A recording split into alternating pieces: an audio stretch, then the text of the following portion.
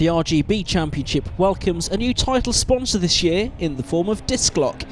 The first race of the season was held yesterday, and it was dramatic, as I found out by talking to one of the front runners. Al Bolton back for another season in RGB, looking forward to it? Yeah, I really am. We've done a lot of work over the winter.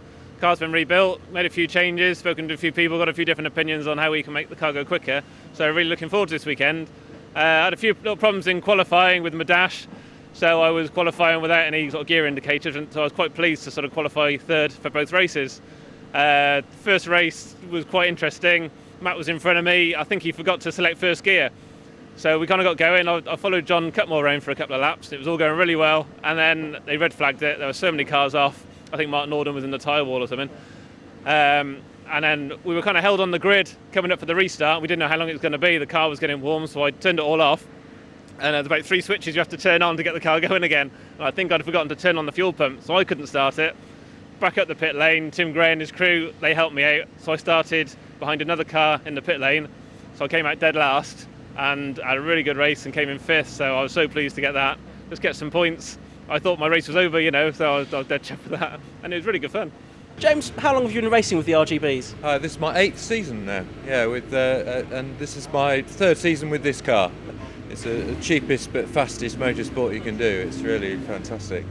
And it strikes me that, you know, you're in the front engine class, so you're not right at the very sharp end of the field, but the battles in the front engine class are often even greater and more intense than they are in the rear engine class. That's right. The battles are really close, and there's a lot of us are very, very close together in talent, or lack of, as it were, and the cars are all very, very similar. So it does make some very close racing and some great rivalries, but friendly ones.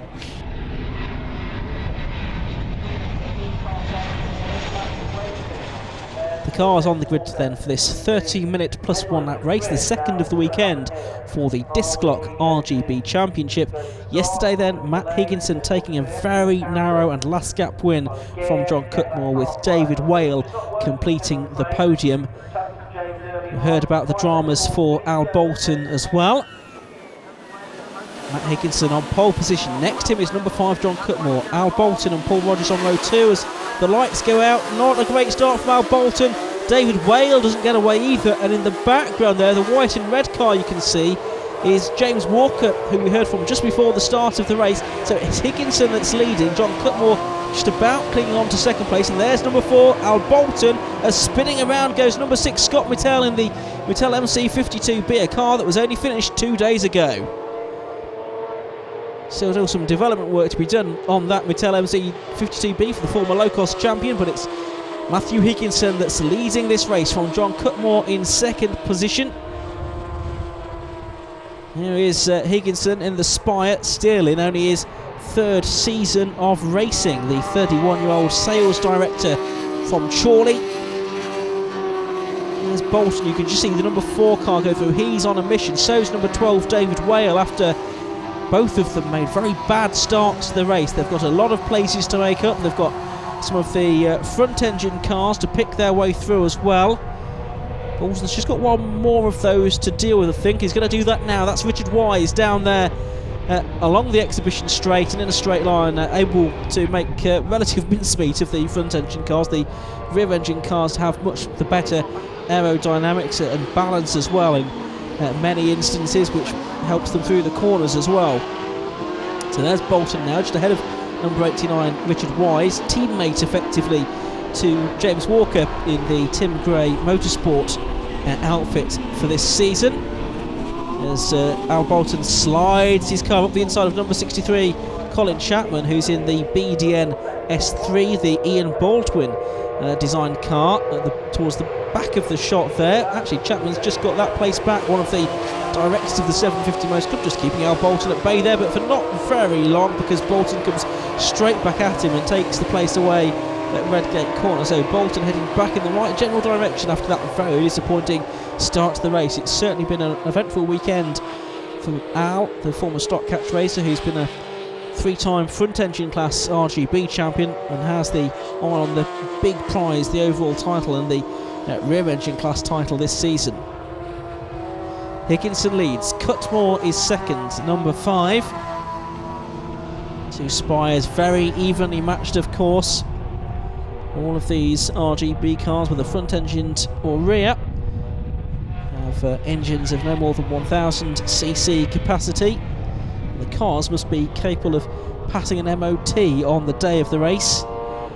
More on Yokohama control tyres. They're treaded tyres in RGB rather than slicks that they have in bike sports. There's number 43, which is Paul Rogers from Attleborough near Snetterton. He's in the Contour, the David Dawson penned car.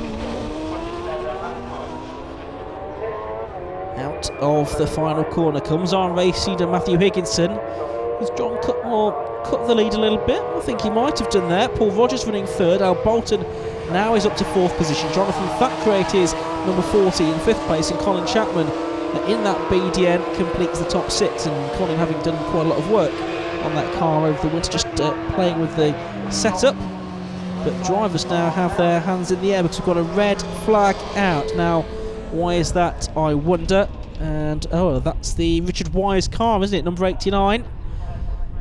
And has he gone off on his own, or is there another car involved there? I'll have to wait and see. Well, let's have a look at the start. This was on board the Wildmore of Colin Spicer. Look at him having to jink out of the way of the stationary David Whale car and pretty much getting up alongside Al Bolton as well, which is a good effort considering he started back on row 8. It just shows how poor that start was, and he is an eventful first few moments of the race for Colin because he had to avoid the spinning Scott Mutel as well. Now that tells a story, because I think it may well have been the case that number 49 Tony Gaunt got caught up there with Richard Wise. Problems here for the pole position man on the restart. The red lights are already on, and I think the race is going to have to start without Matt Higginson in. It does. Oh, this is a terrifying moment for Higginson because he's got 20 plus RGB cars trying to find a way past him, and they've all just about done it, and Higginson emerges unscathed, and that's probably the best thing, the best outcome of that. Never mind the fact that he's not started the race because he's stalled on the grid or whatever, but no damage to the car, at least from cars coming through behind him. What does this mean then? It means that John Cutmore leads. Jonathan Thackeray is second. Third is Colin Chapman. Fourth is Paul Rogers. And of course, Al Bolton for the restart had to start a little bit further back down in the order again, having made up some positions in the first part of the race, and is now back in about 7th or 8th place. So, golden opportunity here for John Cutmore, but then we thought that yesterday as well, until he had problems with the gears in the final few corners of the race that allowed Matt Higginson to close quite a big gap and get back on his tail. Meanwhile, there's going to be a change for third place here because the Contour goes through ahead of the BDN, and Colin Chapman goes down to 4th position. David Whale is there in 5th. Al Bolton is 6th. It looks like the 7th car through there is Duncan Haller, the 36-year-old director of Acorn Printing from just outside Coventry, an ex-kart racer until he broke his back a decade or so ago. Last year was his first year in car racing, as we're looking at that battle for the front engine class. It involved Colin Spicer and also Paul Rickers. As Bolton makes up another place, he goes ahead of David Whale and up therefore into 5th position. So Bolton once again having to do a rebuilding job. Now he'll try to attack Colin Chapman as he did in the first part of the race. I think this time he will get the move done at Goddard, which he failed to do on the previous occasion. There's Matt Higginson's car being pushed to the side of the circuit by the marshals, who they're going to decide to get somewhere slightly safer as the leaders come through to start their second lap then. And Higginson, whatever happens now, if he does get started, he's going to be at least one lap down, of course. And this is in what is a very much shortened race. Shortened, in actual fact, to just 6 minutes plus 1 lap because of the red flag that we've seen.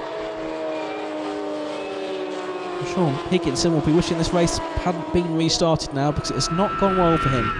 On board with Colin Spicer here, you can see that Paul Rickers has got ahead.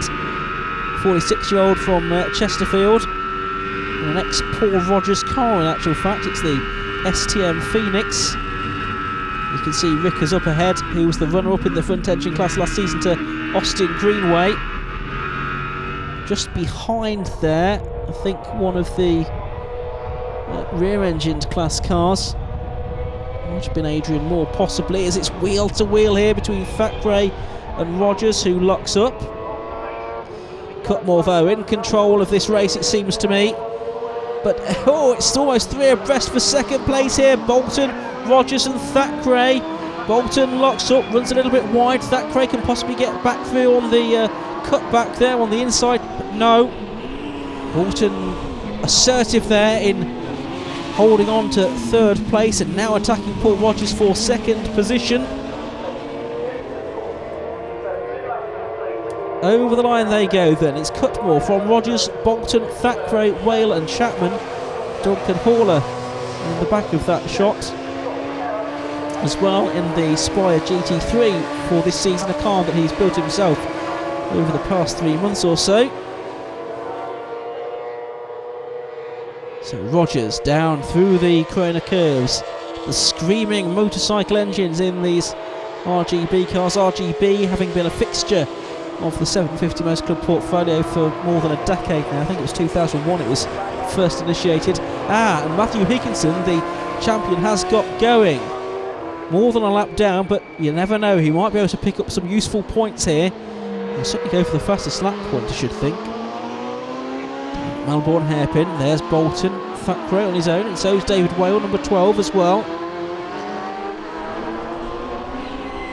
Towards the 2nd hairpin in quick succession at Goddard's.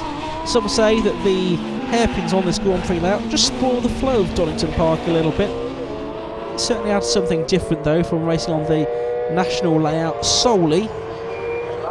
Gives the drivers a bit more variety. The last lap board having gone out then, and it's still Cutmore leading, Rogers 2nd and Bolton 3rd. Now I thought Bolton might be able to take the challenge to Paul Rogers, but he's not really been able to do so. There's yellow flags now waving at the corner curves as well, so that's somewhere where he's going to need to just slow down, just back off slightly, make sure he's aware of the reason for that yellow flags, and it's because there's a car off in the gravel, and I think that might well be the number 72 Jonathan McGill MK Stealth. And Spicer in the Wildmoor DM1. And good to see that James Walker got back out. Didn't manage to take the start of the opening part of the race, but he has got back out for the restart, so that's good news. And he's just got ahead of Adrian Moore there for 10th position. Higginson, well, I was going to say putting a lap on Paul, because that's what he'd normally be doing, but he's trying to unlap himself in this particular case. He's not going to get anywhere near John Cutmore this time. At the last corner yesterday, Cutmore was denied by 4/100ths, but not today. Cutmore takes the checkered flag in the 2nd round of the Disklok RGB Championship, and it's 1 apiece for the 2 Spire drivers, Matthew Higginson and John Cutmore now.